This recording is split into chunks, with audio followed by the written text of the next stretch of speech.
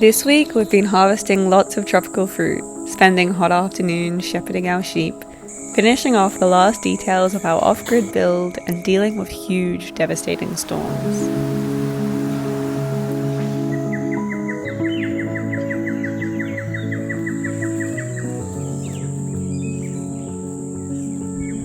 Up high in the forest there is a jambu air orchard. This is a fruit native to tropical Asia and northern Australia, and its magical flavours light up the forest each summer. They ripen with the rain, and there is no schedule to follow to know when their bright flesh will be ready. Sometimes it's December and sometimes it's March, but they always ripen perfectly for the hottest days when you need this juicy snack full of energy.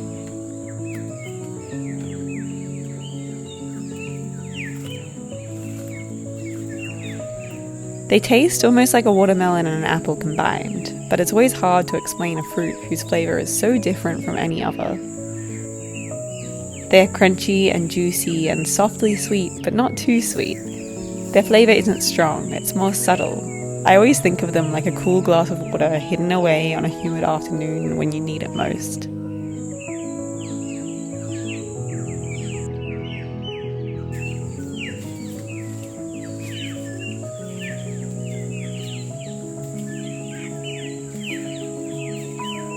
Over the hill and then down the steepest valley of the whole farm, there is this secret tree who sat hidden for years.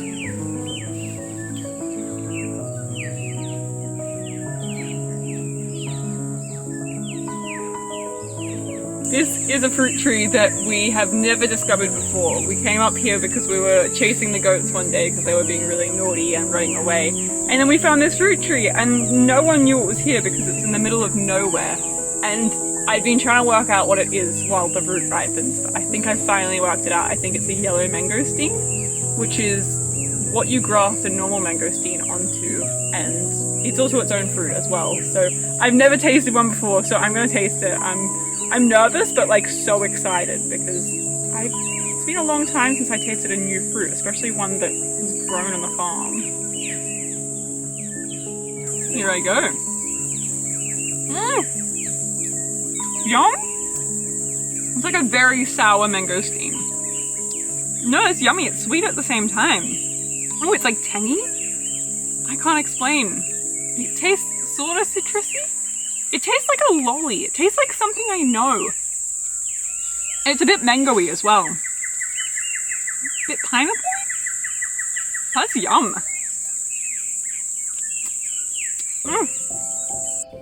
I never get over the act of picking a sweet treat straight from the tree. These gifts grown from the glorious combination of sun and rain and summer and winter.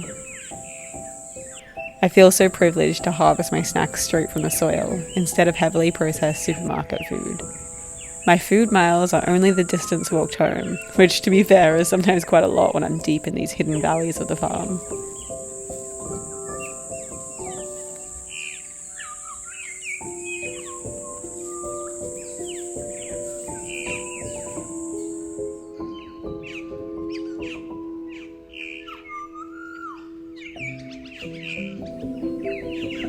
We've been working on the last few details of the studio build, and it's all getting so close.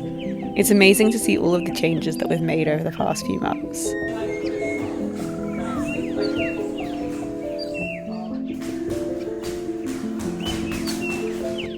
The summer heat is immense, and massive storms have been building. One hit in the morning, and it was maybe the most intense storm that I've ever watched.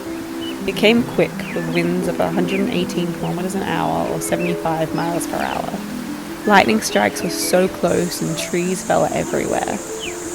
We got about 50 millimeters of rain or 2 inches in less than an hour, and then the sun came out like nothing had happened.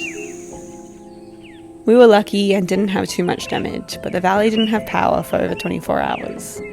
After the rain, we always get these beautiful mornings of fog and mist and beams of sunlight shifting through the forest, and it's a nice reminder of the beauty that the rain brings.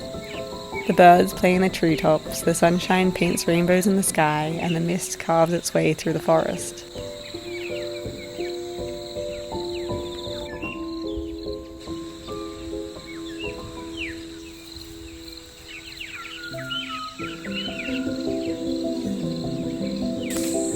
With all of the heat and rain, the growth everywhere is so abundant. I swear you can almost watch the vines and grasses grow as you look at them. Luckily, we have sheep and goats to help us keep on top of all of this growth. And they love this season, moving from one paddock to another and doing their best to chomp down as much as they can.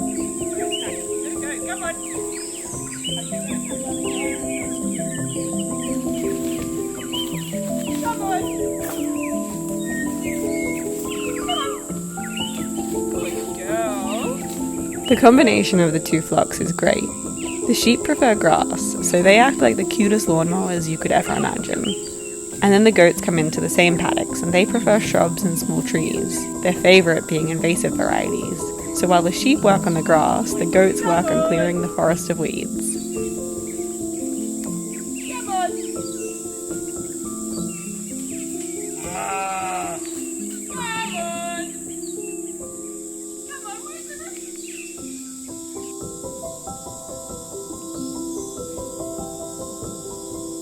They have completely different personalities though, so shepherding each flock is a completely different job. With the sheep, you have to convince Aphrodite first. She is the queen sheep who looks after her own twins, Poet and Cherub, as well as her adopted baby, Pamini, who lost her mum a few months ago to a snake. And then Sardinia the ram will follow quickly behind, pretending that he is the boss, even though everyone but him knows that this isn't true. After, the rest of the flock will follow.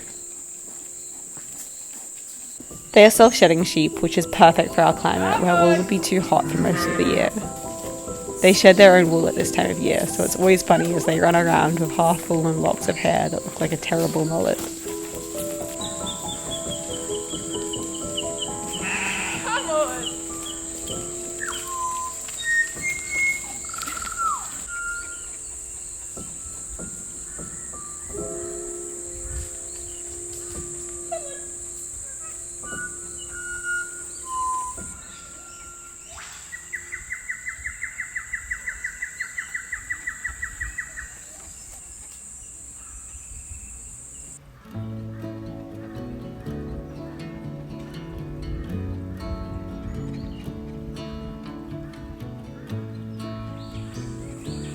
Julia has been unwell for the past few weeks. She has chronic fatigue syndrome, or ME, which means she has times where she has no energy and is very fatigued.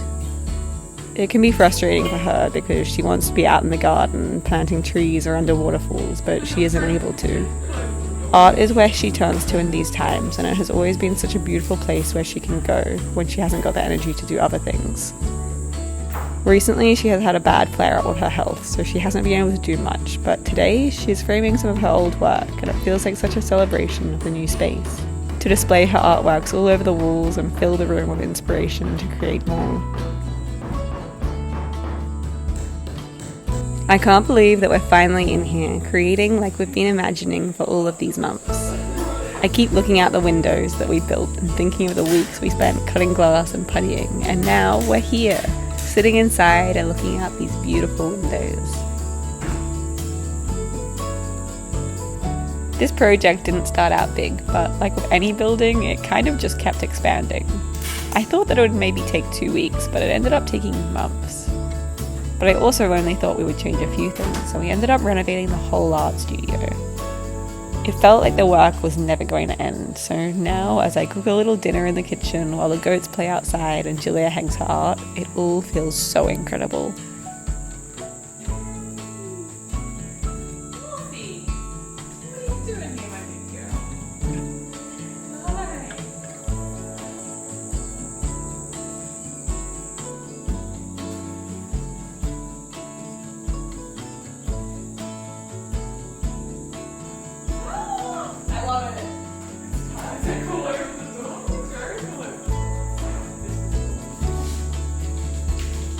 Julia actually sells these prints on our website so that you can hang a little snippet of the rainforest in your own home.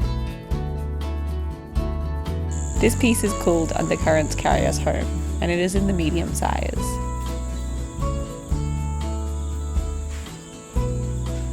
They are museum quality Giclée prints created on the finest papers. You can follow the link in our description, and we have free shipping worldwide. We're so excited whenever we see one of these special pieces hanging in your home. I think that with all of the art hung, we have officially finished the build. Next week, we'll take you on a detailed tour of this place and show you everything. We're so proud of this build and all that we've learnt along the way.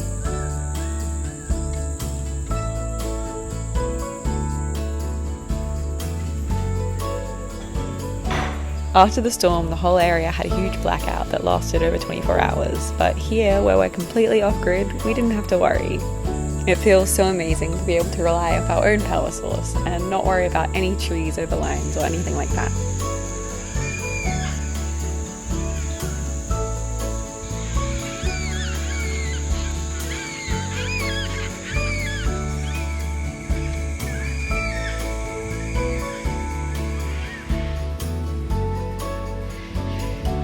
We live on the land of the Arakwal and Minjungbal People of the Bundjalung Nation. We acknowledge the traditional custodians of the country we live on and recognise their continuing connection to the land and waters. We thank them for protecting this rainforest and its ecosystems since time immemorial.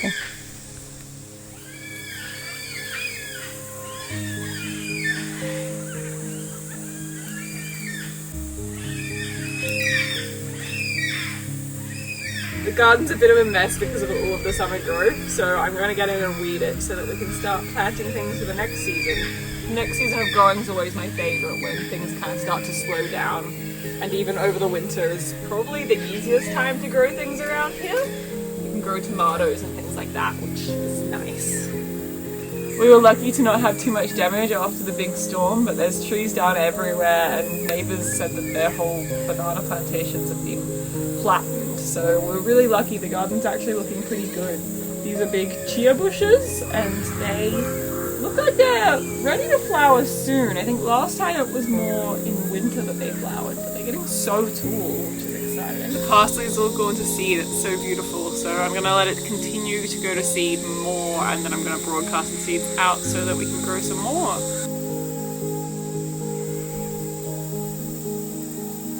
Living off-grid, we always try to grow as much food as we can, and in the summer that can be really hard, so we kind of prefer to just grow lots of herbs, and that's really great for supplementing all of our meals. You can always put a delicious herb in something.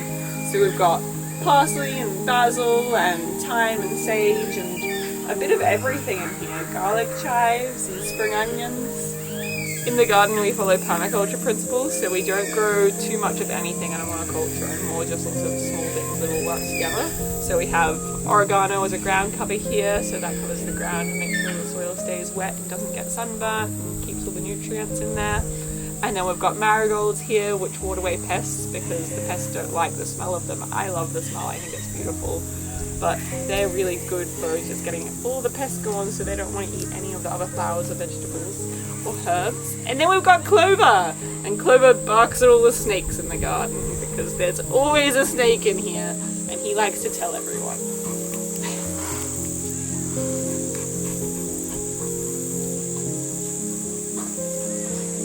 And he likes to sit on the garden, which he's not allowed to do.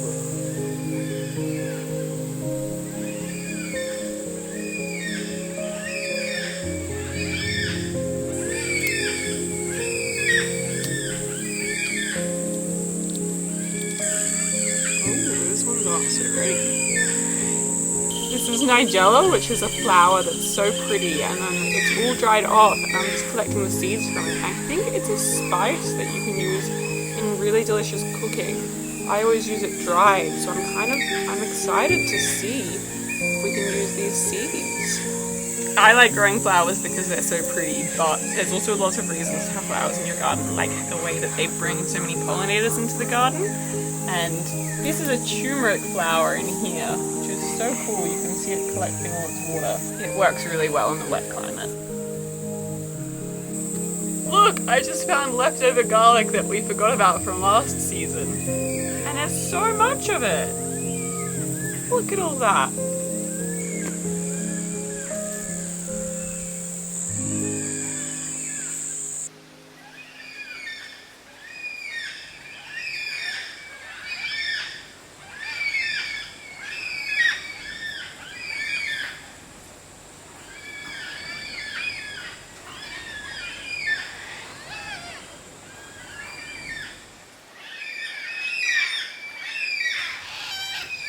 Thanks so much to our patrons for your support on our journey.